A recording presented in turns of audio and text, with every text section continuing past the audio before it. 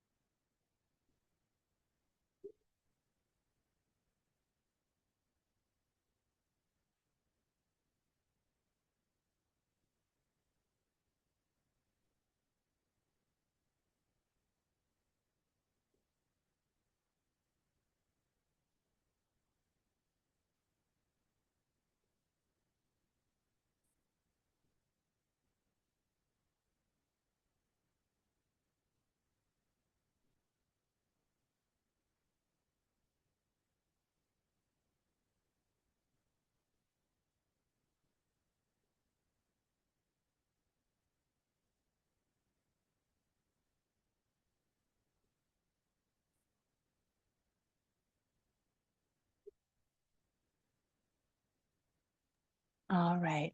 Welcome. We'll go ahead and get started.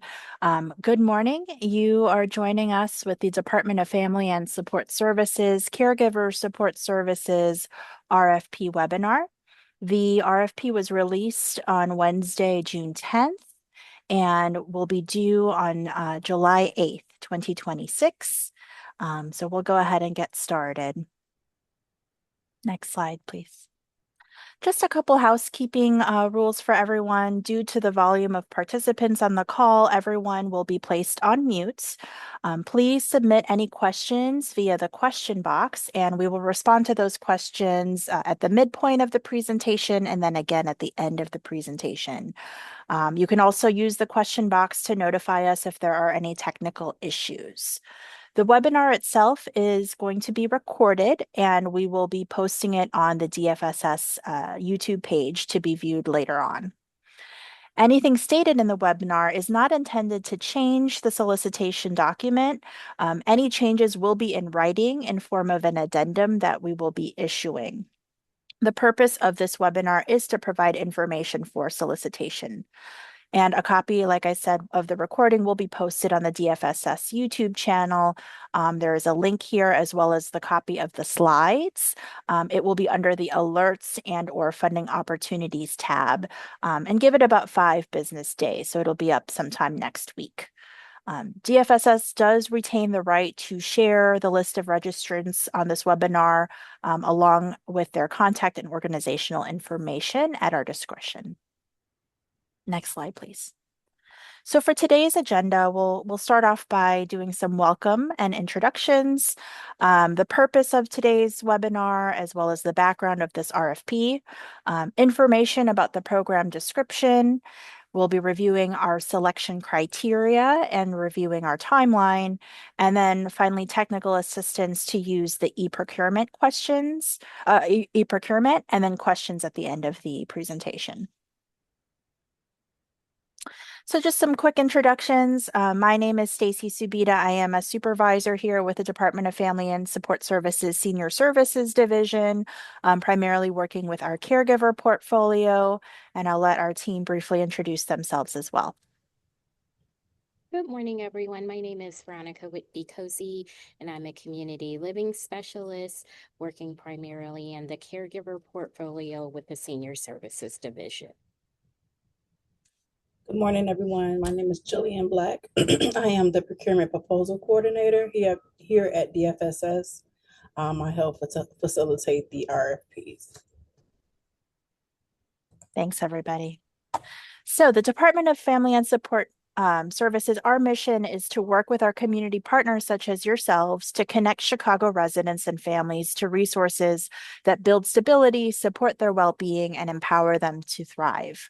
We do this by delivering high quality and comprehensive services, collaborate with community partners and sister agencies, as well as public officials, informing the public of the resources that are available to them through DFSS and our community partners, and steward our resources responsibly and effectively.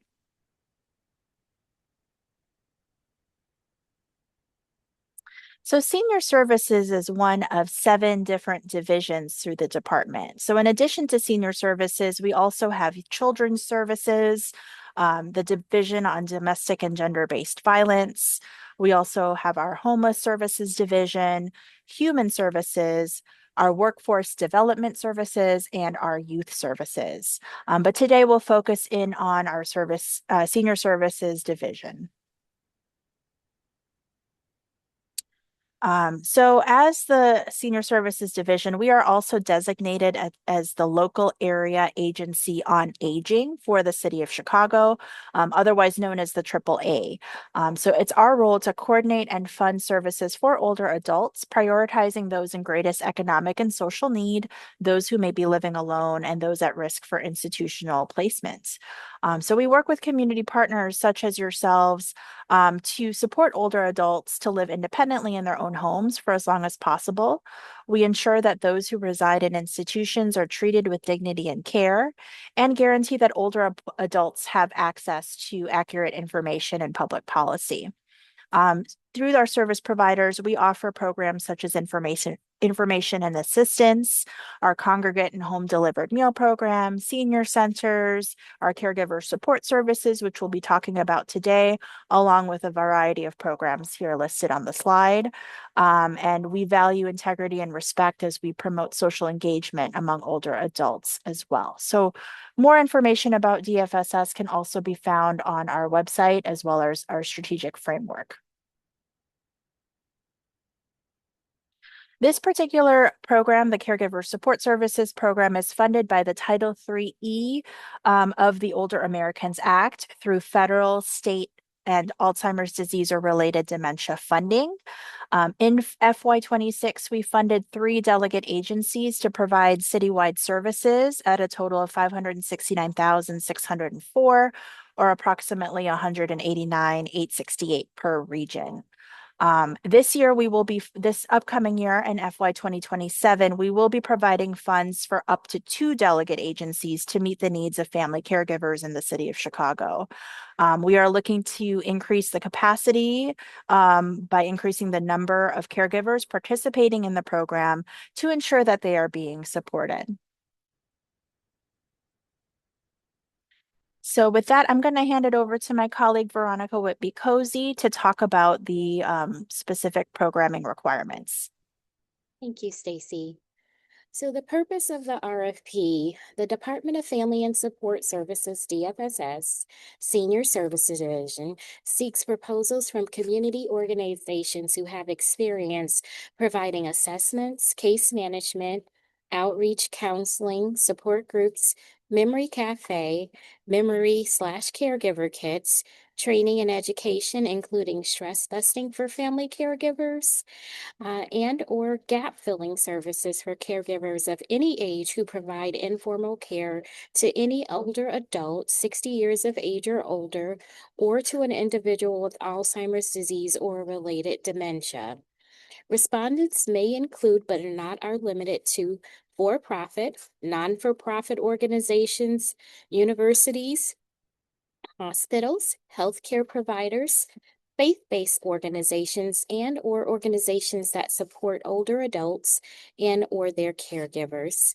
DFSS seeks to provide citywide caregiver supports to 2 regional delegate agencies. The selected respondents will be expected to work with the designated caregiver resource centers at our DFSS regional senior centers to promote the program. Next slide.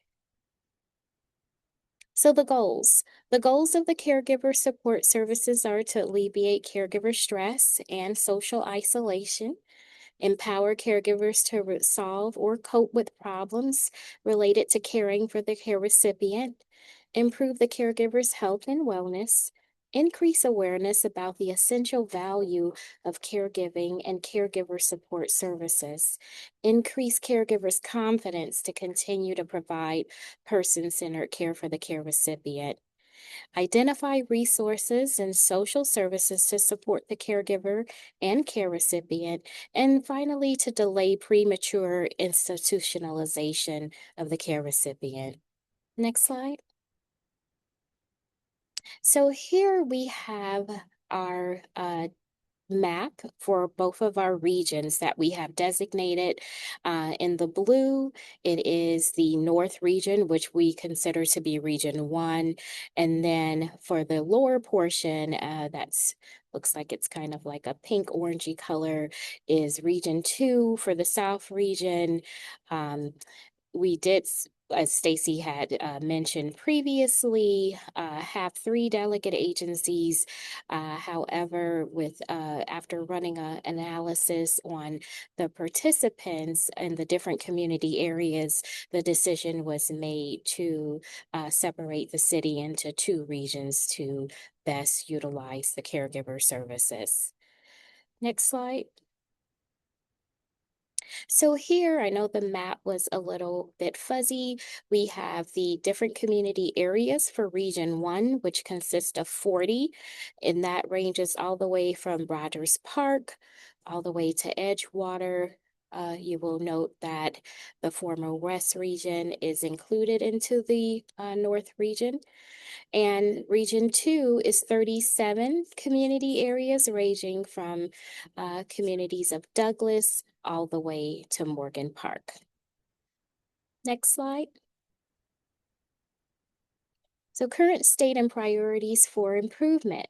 Today, 63 million adults, or almost 1/4 of all American adults, are family caregivers who provide care to adults or children with a medical condition or a disability every year. This is taken from the NAC. The Illinois Department on Aging, IDOA, estimates that there are over 400,000 caregivers in Chicago, with approximately 70,000 falling between the ages of 60 to 74 and 20,000 falling between the ages of 75 to 84. There are potential loss of wages and employment, along with caregiving expenses and responsibilities, daily grooming, wound care, coordinating appointments, and providing transportation. This can lead to stress, burnout, negatively impacting the caregiver's health and ability to care for their loved ones. Of 227 caregiver support services respondents that completed a survey in 2025, 96.3% of participants reported a high level of satisfaction of services received. Next slide. So our target population, the Caregiver Support Services RFP aims to help caregivers of any age access services, support, and assistance with managing and navigating the challenges of caring for an adult or an individual under the age of 60 with Alzheimer's disease or a related dementia. A caregiver means an adult family member or another individual of any age providing informal, in-home, and community care to an adult 60 years of age or older, or a care recipient with Alzheimer's disease or related dementia under the age of 60. A care recipient may be considered to be an individual 60 years of age or older with dementia, which may include an individual with undiagnosed memory loss or a diagnosed with mild cognitive impairment, Alzheimer's disease, Parkinson's dementia, vascular dementia, frontotemporal lobe dementia, primary progressive aphasia, or other related conditions. Caregivers may be prioritized based on the Older Americans Act, Title III, priorities, which states that preferences of older persons with greatest social and economic need, Older Adults Act funding dictates that respondents pay particular attention to serving caregivers in low-income, minority communities, and traditionally underserved communities with limited English proficiency, and services are needed throughout the city. Next slide.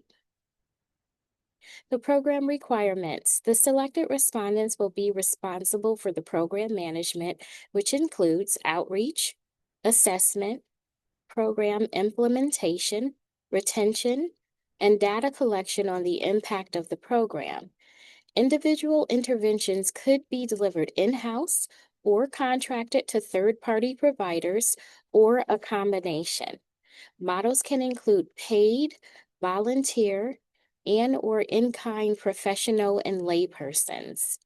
Overall, the respondent should aim to serve 450 caregivers per region for the full fiscal year, for a total of 900 caregivers served citywide within regions 1 and 2 annually. Next slide. So for outreach, the respondents must conduct ongoing outreach activities to ensure participation and retention in the program. Outreach efforts may include, but are not limited to, community presentations, brochures, flyers, and/or social media. Program promotion through the various news and public information media is subject to approval by DFSS Public Information Officer and must credit DFSS and/or the funder as a source of funds supporting caregiver services programs. The annual budget for outreach, including the purchase of promotional materials, is $15,000 per region, or of $30,000 as a total for both regions. The outreach category must be utilized as a line item budget. Next slide. So our other program requirement is our tailored caregiver assessment and referral, otherwise known as TCARE, which is our case management tool. The selected respondent will be required to utilize the TCARE assessment tool to help caregivers utilize services that might give them the most long-term impact in the most meaningful way. TCARE is an evidence-based, web-based system that assesses the family caregiver social determinants of health, identifying risk factors related to stress and depression, and creating tailored care plans that can enhance the caregiver's role. The assessment evaluates the level of stress and burden levels of the caregiver.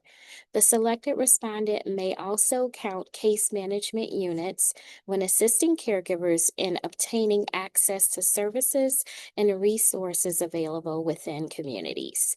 So the units of service.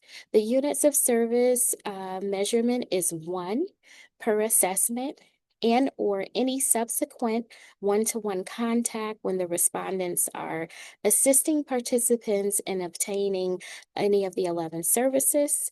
The unit includes time spent in direct interaction with the caregiver and should include travel, paperwork, planning, and administrative duties. Each client will be fully assessed once during a fiscal year and more frequently based on the client's needs. Costs and rates. The annual budget for the assessment is $93,165 per region, or $1,086 and $331 citywide. The case management category may be utilized as a line item budget.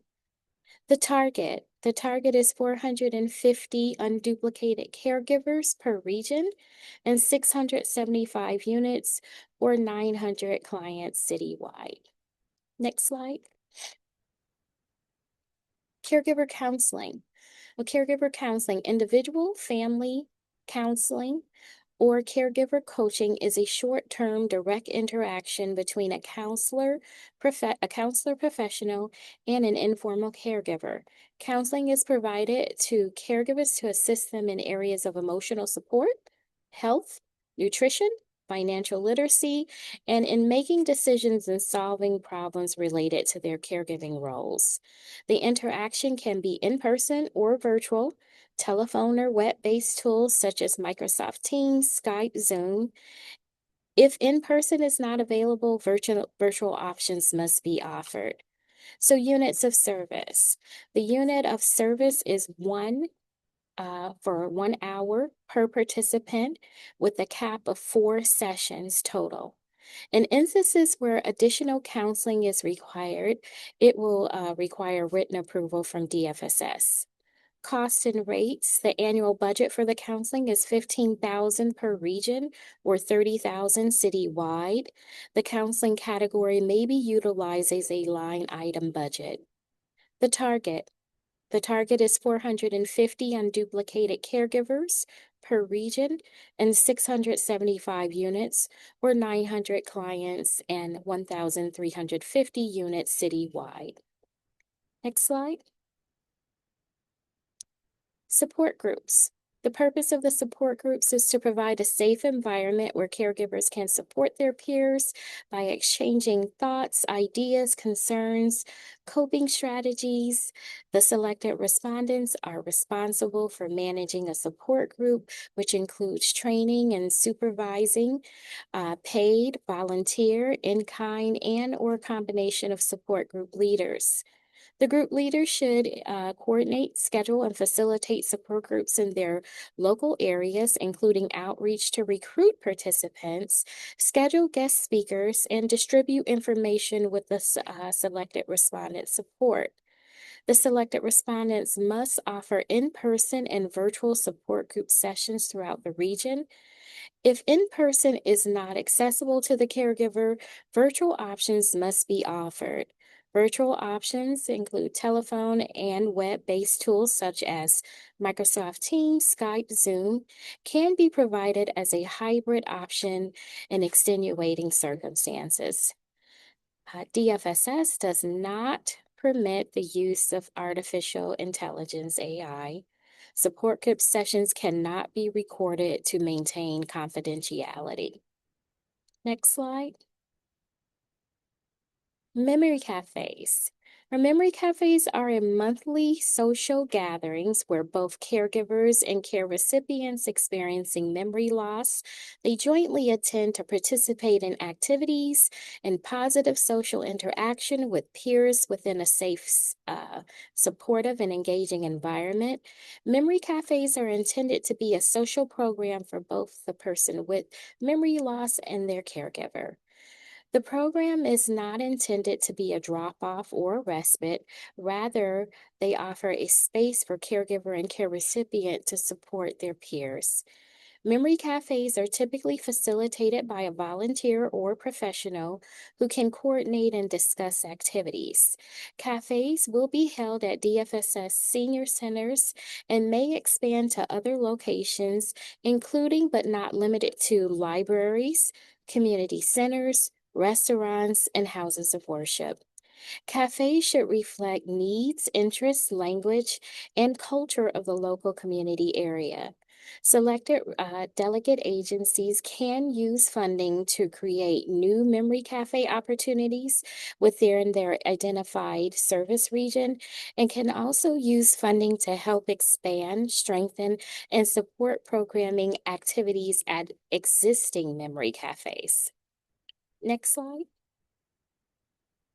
So we're going to continue with our memory cafes and support groups. So programming should be comprised of interactive activities.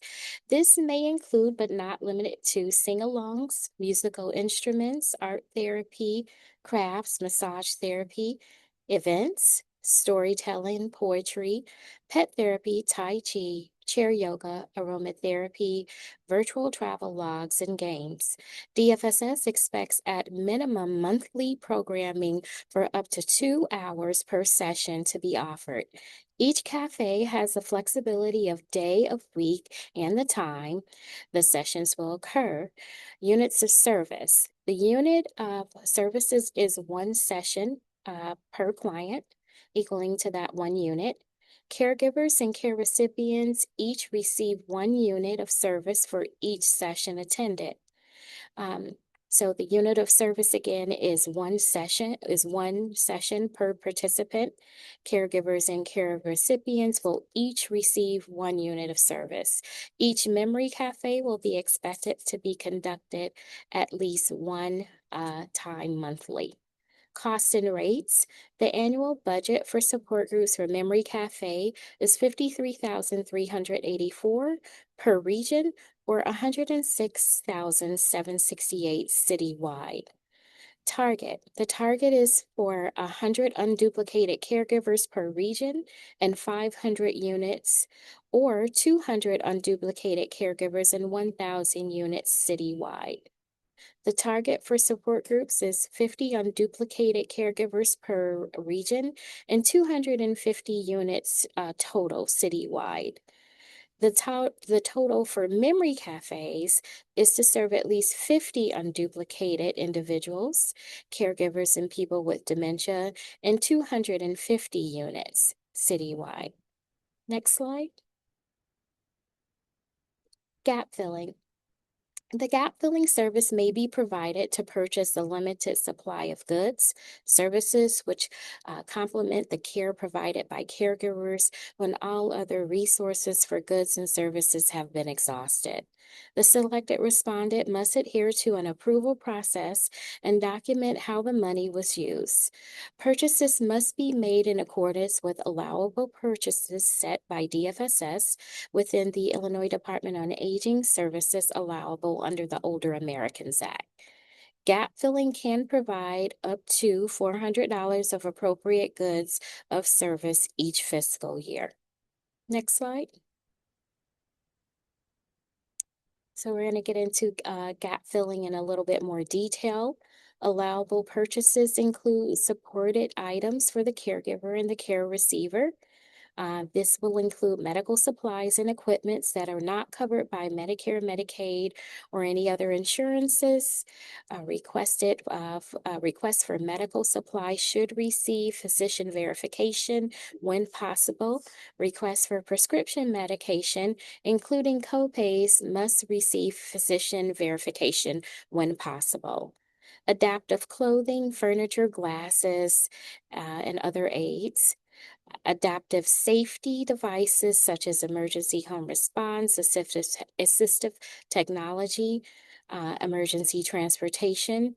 Also, it includes nutrition, including monthly food boxes or groceries, or anything else as agreed and related to nutrition. Non-allowable is cash assistance or gift cards, travel expenses, mortgage or rental assistance, automobile payments, sporting or recreational assistance, co-payments or deductibles towards items covered under programs or public benefits, and also legal fees. Next slide. Gap filling units of service. So it equals 1 unit of service per gap filling assistance. This includes a T-care assessment, of course, to assess the needs and identification of resources, purchasing an item or coordinating the delivery of items, and verifiable documentation of expenses. Costs and rates. The annual budget for gap filling is $53,000 per region, or $106,400 citywide. Delegate agencies are encouraged to utilize tax exempt to purchase items if applicable. The target of gap filling is to service 150 unduplicated caregivers per region, or 300 citywide. The selected respondents are responsible for paying the cost of the gap filling service and invoicing DFSS. DFSS will reimburse for the exact cost of the item service purchase. Selected respondents must document expenditures and follow up to determine if the item service has been received. Next slide. So memory and caregiver kits. The selected respondents may utilize Alzheimer's disease and related dementia or ADRD gap filling funds to distribute memory and caregiver kits to support caregivers and care recipients experiencing dementia with activities and sensory needs. The memory kit should be directed towards individuals from the middle to moderate to late stages of dementia. DFSS will consider notification, will consider nationwide models, and encourages the inclusion of culturally appropriate materials. Memory kits can include, but are not limited to, cards, puzzles, fabrics, feathers, and other instruments. Caregiver kits should be directed towards the person providing care to the person with dementia and can include items such as journals, pens, hand sanitizer, lotion. In instances where items fall outside the allowable purchase, it will be required for written approval by DFSS and the program manager and funding availability. Units of service, 1 unit of service equals 1 kit for the caregiver or the care recipient. The costs and rates, the annual budget for memory caregiver kits is $12,500 per region or $25,000 citywide. The target for distribution of memory caregiver kits is 75 caregivers and 75 care recipients, with a total of 150 per region or 300 citywide. Next slide. Caregiver training and education. This offers educational opportunities for caregivers to increase the knowledge, skills, and abilities to cope with caring for a loved one. These sessions can be through webinar, in-person lectures, classes, workshops, evidence-based programming, or conferences. Such sessions are a useful way to conduct outreach which promote the selected respondents' more intensive caregiver programs. Now, topics can include but are not limited to personal care, training, healthcare, wellness education, technology assistance, financial planning, advocacy, long-term care supports and services, legal services, and self-care. The evidence-based ADHD training and education is where the selected respondents will be trained as a master trainer and required to administer in-person or hybrid stress busting for family caregivers program. As master trainers, the selected respondents may directly facilitate the program or select a train the trainer model for volunteers. The stress busting program is an evidence-based program that provides support to family caregivers of persons with dementia. Next slide. So the units of service for the training is 1 per session for the participant, excuse me. The unit includes time spent in direct interaction with the caregiver and should include travel, paperwork, planning, and administrative duties. The annual budget for education and training is $25,000 per region or $50,000 citywide. The training and education category may be utilized as a line item budget.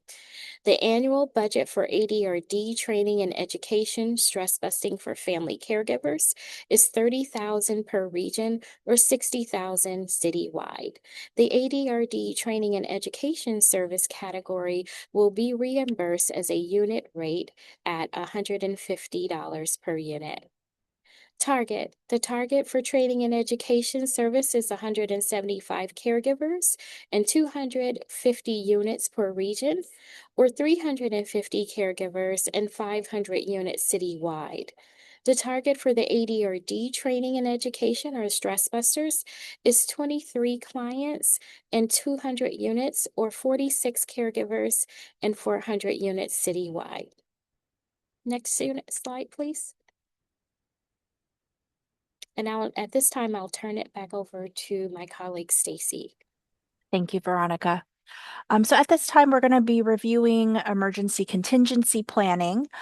So we expect that the selected applicant place special emphasis should there be any type of emergencies, right? So any public health crises, inclement weather that may require a change in service delivery.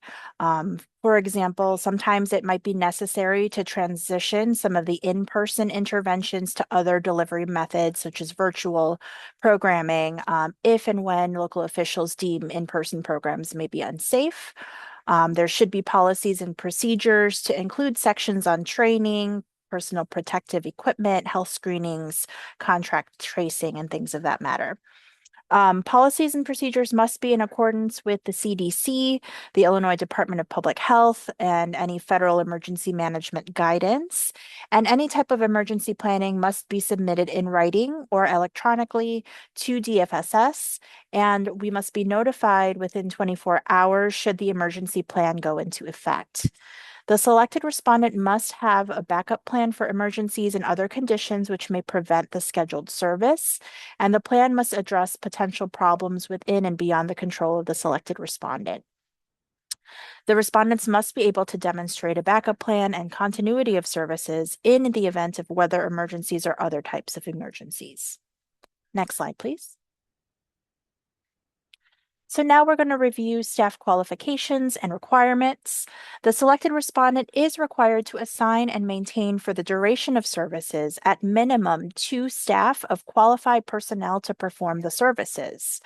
The respondent can retain and make available to city, state, and federal agencies governing funds provided under this agreement proof of certification or expertise, including but not limited to any resumes, licenses, or job descriptions.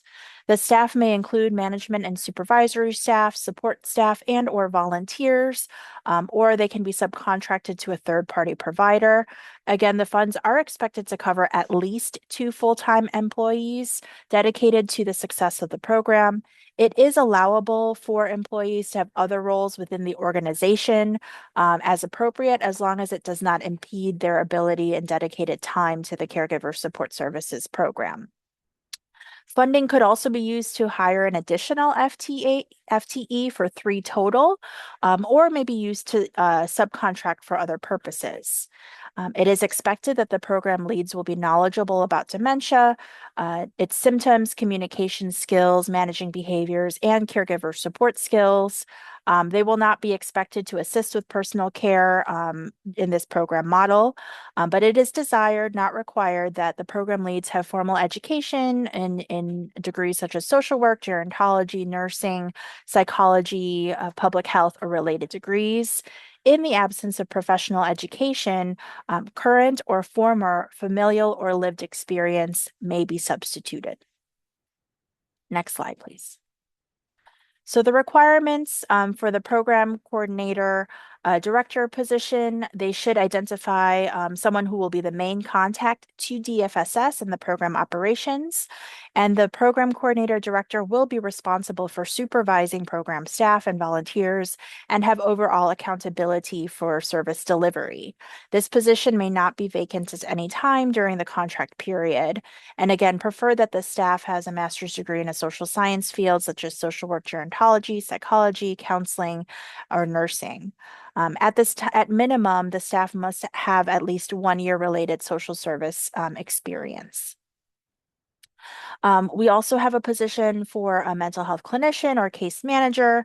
They should identify a mental health clinician or case manager or someone under a clinician supervision to administer the assessments, offer counseling, create plans of care, and identify and educate caregivers about additional resources.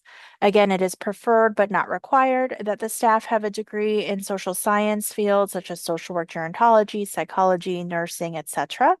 And in the absence of professional education, current or former familial or lived experience may be substituted. The clinician must be licensed or registered by the state of Illinois.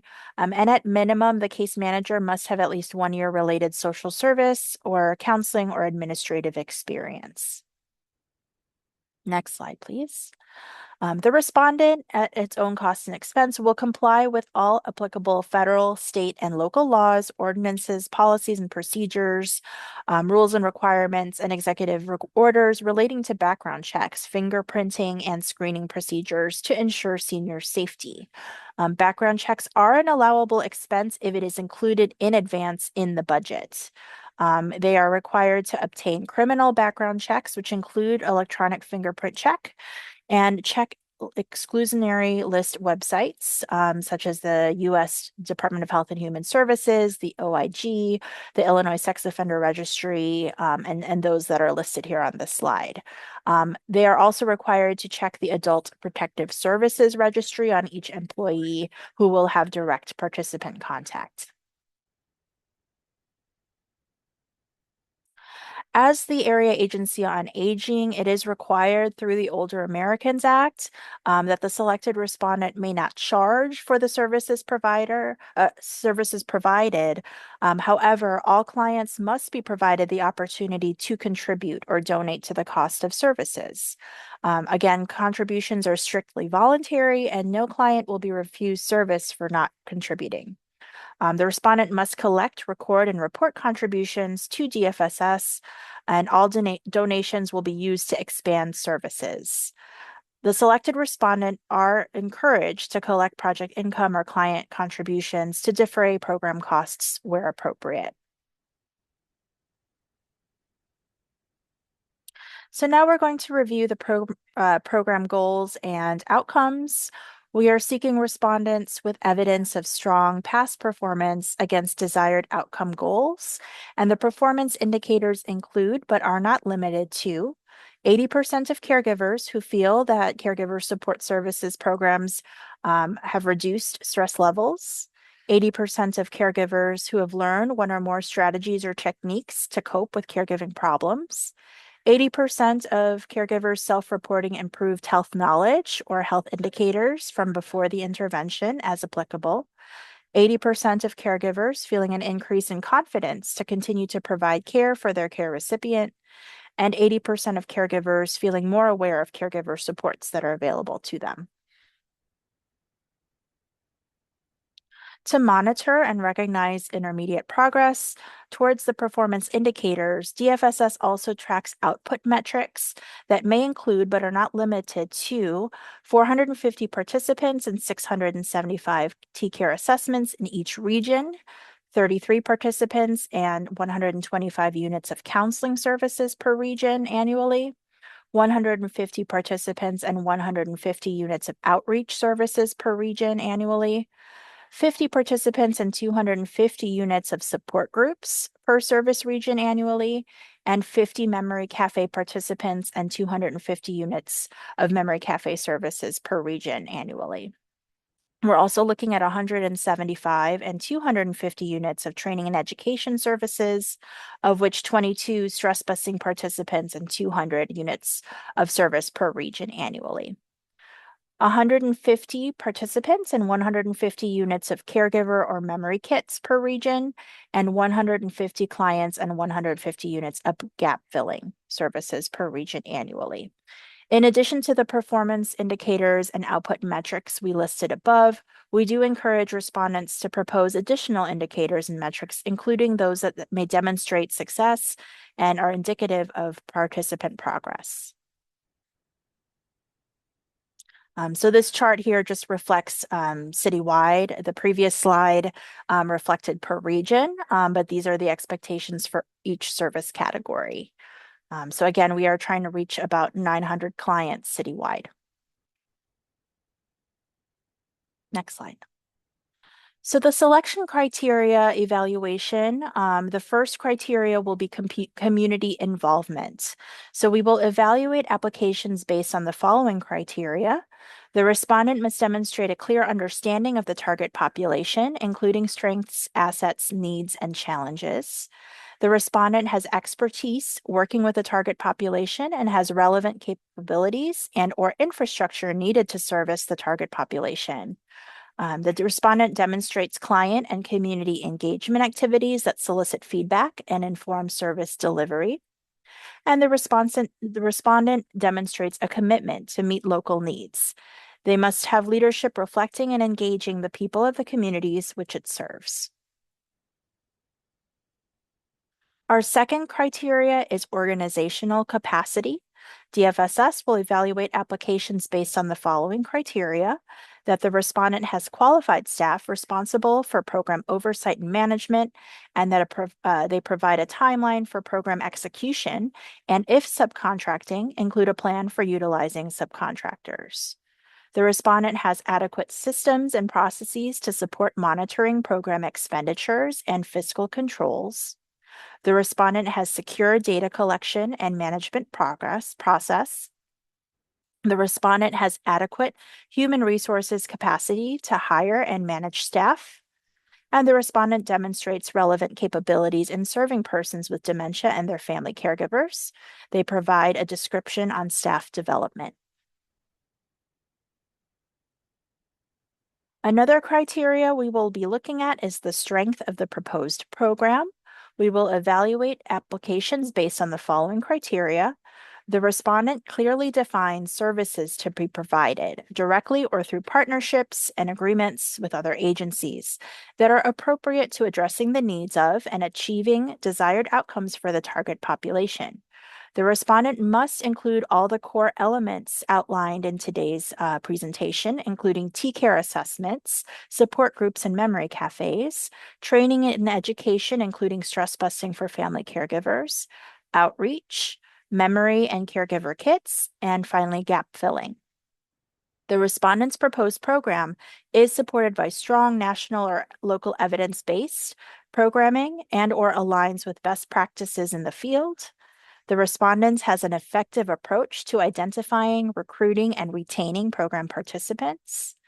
The respondent has partnerships or coordinates with other agencies to expand and improve services in a client-centered, comprehensive way. The respondent proposes why they are best equipped to service the proposed region. And the respondent proposes a plan for the memory cafe and memory and caregiver kits. Next slide. We will also be evaluating performance, management, and outcomes. The DFSS will evaluate applications based on the following criteria. The respondent demonstrates evidence of strong past performance against desired outcome goals and performance metrics, and/or other notable accomplishments in providing services to the target population. The respondent has the relevant systems and processes needed to track and report performance on program outcomes and impact. And the respondent has experience using data to inform or improve its services or practices. The respondent describes the ability to track performance on program outcomes and address disparities, and demonstrates how they use data in their program delivery. Finally, we will be looking at reasonable costs, budget justification, and leverage of funds. DFSS will evaluate applications based on the following criteria. The respondent has fiscal capacity to implement the proposed program. The respondent leverages other funds and in-kind contributions to support total program and administrative costs. And the respondent demonstrates reasonable implementation costs and funding requests relative to its financial and human resources. The proposed budget supports the proposed scope of work or work plan. In terms of attachments, please be sure to attach any reports, studies, or other documentation that show performance towards reaching the program goals, demonstrating results and accomplishments. Be sure to attach the resumes for key staff that are overseeing the program, and be sure to attach your organization's budget for this program. Again, please make sure that all program requirements are addressed. The evaluation process. Respondents are evaluated on the strengths of the proposal and the responsiveness to the selection criteria. Failure to submit a complete proposal or respond fully to all requirements may make your submission subject to rejection. Again, please remember to submit a budget with your proposal. The Commissioner, upon review of recommended agencies, may reject, deny, or recommend agencies that have applied for grants based on previous performance and/or area need. And DFSS reserves the right to ensure that all mandated services are available citywide and provide a linguistically and culturally appropriate manner. As far as the timeline for selection and transition, again, this RFP was released on Wednesday, June 10th. Today, on Friday, June 12th, we are conducting our pre-proposal webinar, which can be viewed at a later time. The due date to submit pre-proposal questions outside of this webinar would be on Monday, June 16th, 2026. Applications are due on July 8th, 2026 at 12 p.m. noon, and the program period will begin on October 1st, 2026. The term of the contract under this RFP will begin October 1st, 2026 through September 30th, 2029. Based on need, availability of funds, and contractor performance, DFSS may extend this term for up to 2 additional periods, with each extension not to exceed 1 year. The amount for this RFP for 1 year is $594,499 citywide, or $297,249 per region. And again, that is an annual amount. There is an administrative cap of 15%, and there is no match requirement for this program. Please submit a budget for 1 year or 12 months of services. The cost category definitions are attached as budget instructions in every RFP. Be thoughtful and inclusive when developing your budget and apply for your program's actual costs. Again, the costs for each service category are laid out in this presentation. We generally cannot give you more money than what you ask, and use the reasonable cost question on the application to discuss how you determine the costs reflected in this budget. Common errors on budgets or cost proposals. Please check your calculation for fringe. Any supplies, sometimes this is under or over budgeted for. Client assistance, make sure that it is an appropriate and allowable cost. Make sure your job description titles and your job description uploads have the same title, and please put a brief description of the job in the budget document itself if you have not discussed it specifically in your application. Put your budget in the appropriate column, and should you decide to match, please show your match in the budget as well. Again, applications are due on July 8th, 2026 at 12 p.m. noon Central Time. Again, July 8th, that's a Wednesday, 2026. And I believe, Jillian, at this time, we're going to pause for questions. Is that correct? Yes, at this time, we're going to take questions. I do see we have about 2 in the chat, I think. Sure. Yep. One of the questions in the chat is, will we have the PowerPoint after the webinar? Yes, you will receive a PowerPoint, and the webinar recording will be available on the YouTube webpage. And the second question that we see, can we propose serving some communities in another region while primarily serving one of the 2 regions? So the way that it worked for this last fiscal year, each delegate agency is assigned a primary region. And so they have to serve all clients within that region. If there are clients coming from another region, they are served by the other delegate agency. Now we are proposing 2 regions. You could be one delegate agency that decides to apply citywide. That is an option for you to apply for both regions, but you would have to submit budgets and proposals for each region. We have had some instances where maybe due to language barrier or capacity, there may be clients that are served by other delegate agencies in different regions, but we do have that discussion first between the delegate agencies. Veronica, do you have anything to add to that? I think you basically covered it. I do want to point out that as in an effort to support our caregivers throughout the city of Chicago, whatever is convenient for the caregivers are not limited to where they may participate and attend support groups and memory cafes.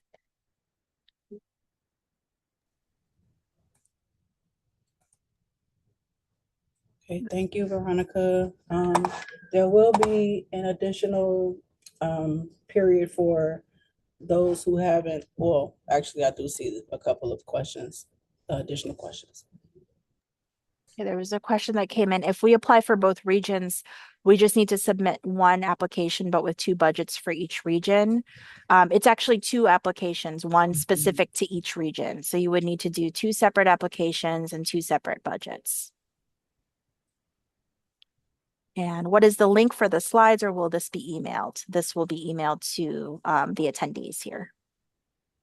The slides will also be provided on the website, and the webinar itself will be uploaded to the DFSS YouTube channel.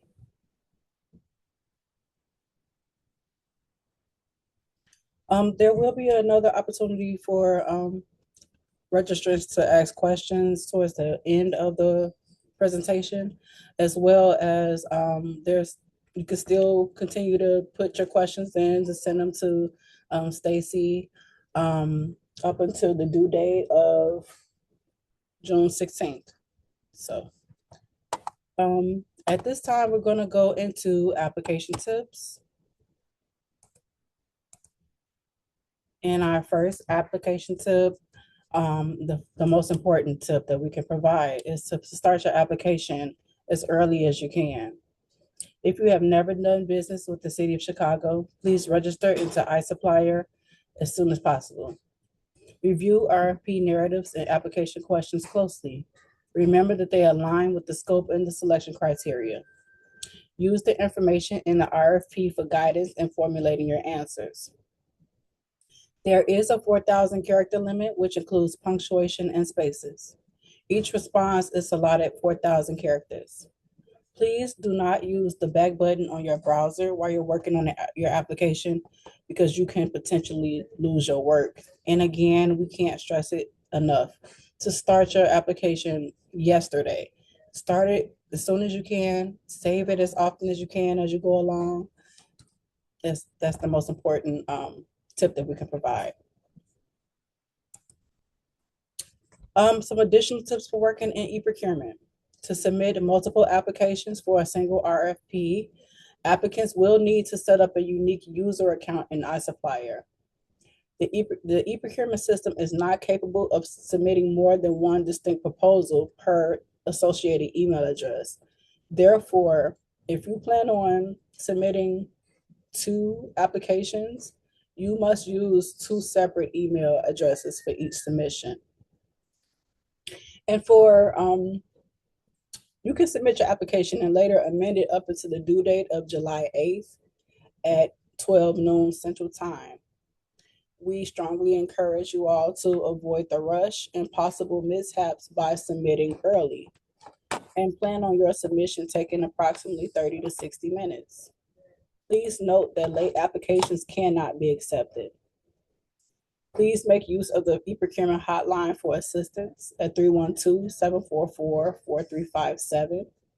And they also can be reached via email at customersupport@cityofchicago.org.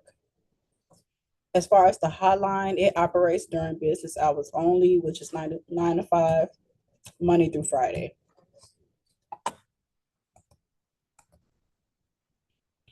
So we're going to go through agency requirements. We require articles of incorporation and any amended articles of incorporation.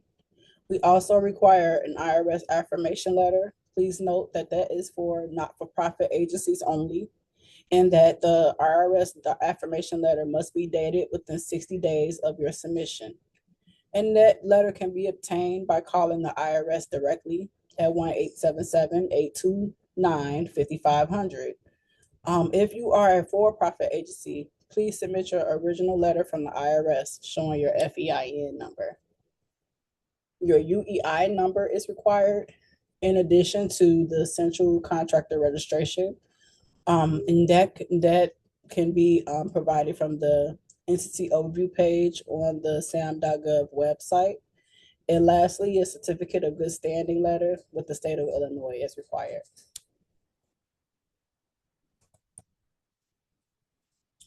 Labor peace agreement ordinance. We now have a labor peace agreement that is required for 20 or more employees working for their organization.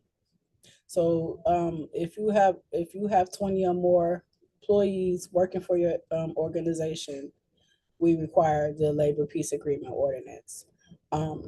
So basically, contractors must provide written notice to the commissioner or her designee within 72 hours of becoming aware that employees want to organize or that a union seeks to represent employees.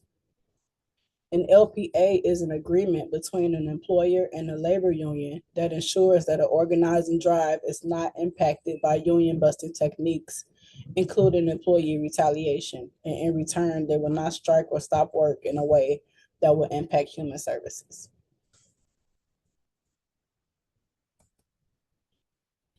For technical assistance, on the DFSS webpage, there is a link to the RFP and training documents under the alert section on the webpage. And for questions on registration and e-procurement technical assistance for delegate agencies, you can please contact the customer support at cityofchicago.org and the help desk at 312-744-4357. And we also have training materials, which includes documents and videos on the cityofchicago.org website under online training materials. And at this time, we're going to go into how to enter your responses and accepting any amendments. So step one, you must create quote. Select create quote from the drop-down menu in the actions box and then click on go. And that will take you to the application page where you can get started. If the RFP you are interested in has been amended, and in this case it will be, you will need to acknowledge and accept the amendment to start or submit your response. And to accept that amendment, you click on View Amendment History. To begin the acceptance and acknowledgement process, please follow these steps after clicking View Amendment History. First, you click on the document number. Next, you click on the infinity or eyeglass icon to review the amended changes to the RFP. And then you click on Acknowledge Amendments to accept and acknowledge your receipt of the amendment. And by acknowledging the amendment, you are indicated that you are aware of the changes made to the RFP. If there aren't any changes, there will be just the Q&A. But by acknowledging that amendment, you are acknowledging the Q&A and or any changes to the RFP. When you get to this screen, you click on the I accept checkbox and then you click on acknowledge. Next, you click on yes to indicate that you confirm your acknowledgement of the amendment. Finally, you click on the checkbox that you accept the terms and conditions, and then you click on accept to accept them. And that is the final step in acknowledging and accepting the amendment. Once the amendment has been accepted, you can move forward with completing and submitting your application. So when you are ready to submit your application, meaning that you've answered all required questions and you've attached all required documentation, you start by saving your draft one last time and you click continue. If you are missing information, iSupplier will give you an error message at the top of the screen, similar to what we see here. And that error message usually directs to something left undone in the application. So in that last example, the error message indicated that the lines found under the Lines tab had not been completed. And in this example here, the error is about an unanswered question in the application, or the requirements section. The quote value refers to your, in this case, missing answer. Once your application is free from errors, you are ready to proceed and submit. And at that point, clicking continue should put your application into the review and submit phase. Once you get to this screen, this is like a summary screen, and it is also your last chance to review all of your data and to confirm that everything is accurate. So please use that opportunity to check all of your attachments and scroll to the bottom of the screen to see all of your responses. And at the very bottom of the screen, you'll be asked to provide an electronic signature. So please be sure to fill in that signature before checking the box. Lastly, you can click submit at the very bottom of the screen. Make sure that you see this submission to confirmation screen, which should pop up once you submitted your application. eProcurement will also send a confirmation email within 24 hours of your submission. However, if you have not received that confirmation email and you just need a peace of mind, you can please email me if you desire confirmation prior to then. And our information is on the screen here. So for any programmatic questions, those can be sent to Stacy. And any non-programmatic questions, so if you have any issues with iSupplier, or if you just have any questions about iSupplier, those could be sent to customer support at cityofchicago.org. And they also have the hotline. Their number is listed here. And if you want that that confirmation email, or just want one peace of mind and knowing that your that your application has been received, you can contact me at jillian.black@cityofchicago.org. And at this time, I'm gonna open up the floor for any final questions before we close out. And if you don't have any questions at this time, you still have an opportunity to ask questions. The question deadline is June 16th at 5 p.m. I don't see any questions. So, program team, do you have anything to add before we close out? I don't think so. Just again, thank you all for joining us this morning and for your interest in the Caregiver Support Services RFP. Again, please feel free to reach out to any of us prior to the close of business on Monday. And remember, it is due on July 8th at 12 noon. Again, everyone have a great weekend.